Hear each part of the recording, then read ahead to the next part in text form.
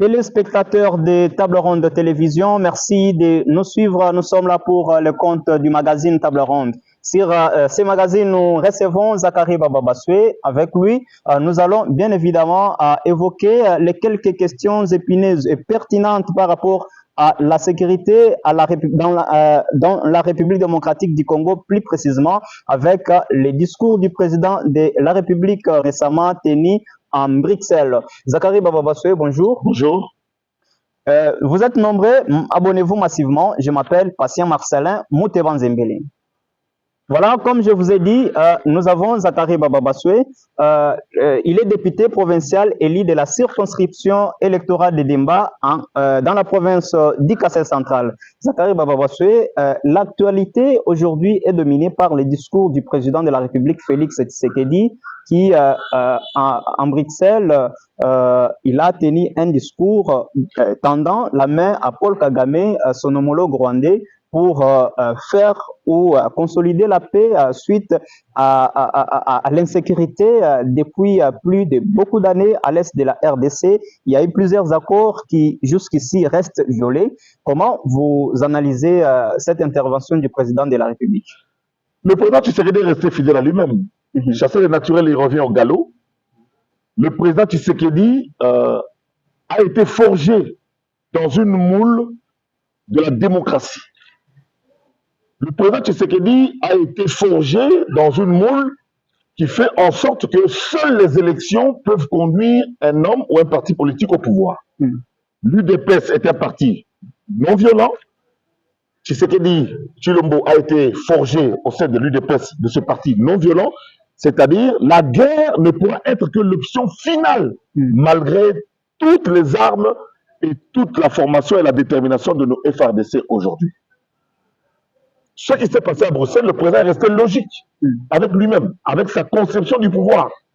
Parce que la guerre coûte plus cher que la paix. Évidemment. La paix coûte moins cher. On évite des pertes en vie humaine, mais seulement en face de Tshisekedi, il y a un homme qui ne comprend que le langage de la guerre, qui est arrivé au pouvoir par la guerre, c'est-à-dire par la violence. Donc nous avons ici une contradiction entre la volonté permanente et presque récurrente, et presque même, je pourrais même dire, maladive, pathologique, de faire la guerre, de conquérir des territoires par la guerre. Et cet autre en face, il y a une logique que Tshisekedi a en lui, cette logique de prendre le pouvoir, de diriger par la non-violence, par des stratégies politiques. Regardez comment est-ce que Tshisekedi a déboulonné le kabylisme. Voilà. C'est sans armes, en créant l'union sacrée. Regardez de quelle manière aujourd'hui, tous ces prédateurs des différentes personnalités, notamment Kabila, ont fui le pays. C'est sans la violence, et aujourd'hui, qui a fait d'eux, qui sont devenus aujourd'hui des rebelles et condamnés à mort. Donc, le président doit être convaincu maintenant que seule l'option de la guerre que moi, je prends depuis 2015, peut sortir la RDC de cette impasse. Vous l'autorisez Moi, j'encourage le président à demander à notre armée de se battre et non pas seulement d'être sur la défensive comme nous sommes aujourd'hui. Au moment où il a essayé de vouloir tendre la main à son homologue rwandais qui a été soupçonné de soutenir le M23. Alors, avec ce que vous venez de dire, ça ne colle pas. C'est ce que je dis. Le président est resté fidèle à lui-même, fidèle à sa formation, fidèle à son formatage. C'est-à-dire la non-violence, il prône la paix, évidemment. Mais ne vous en faites pas. Mais, il ne faut pas considérer la position et les paroles du président de la République comme étant une faiblesse. C'est bien au contraire une grandeur d'esprit dans la mesure où le président est convaincu que la paix coûte moins cher que la guerre. Mais le Congo finira par faire la guerre et nous encourageons le président à faire la guerre.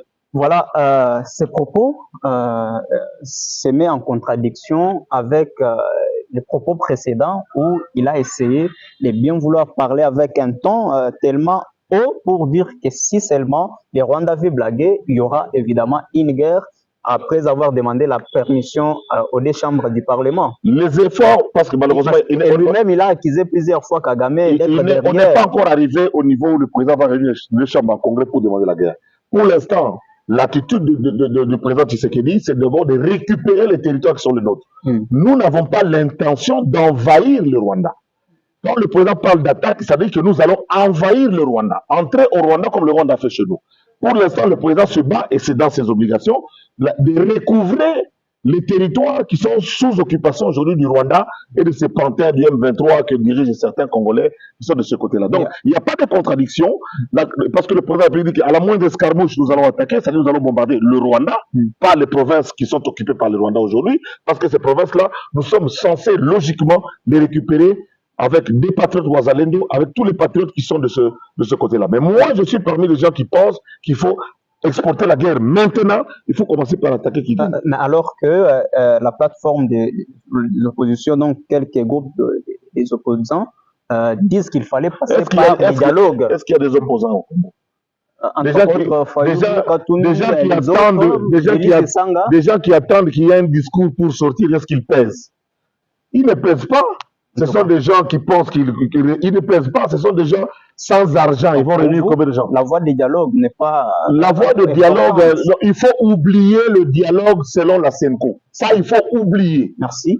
Il faut oublier le dialogue selon, je ne sais pas moi, vos histoires là, des gens qui sont payés par Kagame, qui viennent parler de dialogue. En fait, Kagame joue sur plusieurs tableaux et il gagne du temps.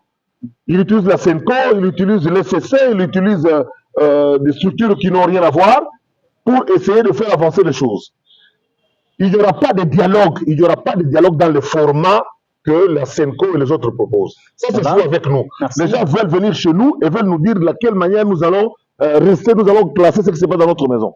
Le président de la République qui a été élu par la majorité des 74% des Congolais est le seul à donner le tempo et nous allons avancer de ce côté-là. Ça, c'est d'une part, sur le plan politique. Sur le plan militaire, nous devons exporter la guerre au Rwanda.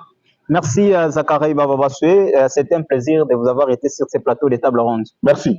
Voilà, téléspectateurs, c'est terminé avec ce numéro qui a réussi Zachary Bababaswe, député provincial élu de la circonscription électorale de Limba au Kassai central. Voilà, je m'appelle Patient Marcelin Mouteban Zembele. Nous vous prions de vous abonner très massivement sur votre chaîne. Au revoir.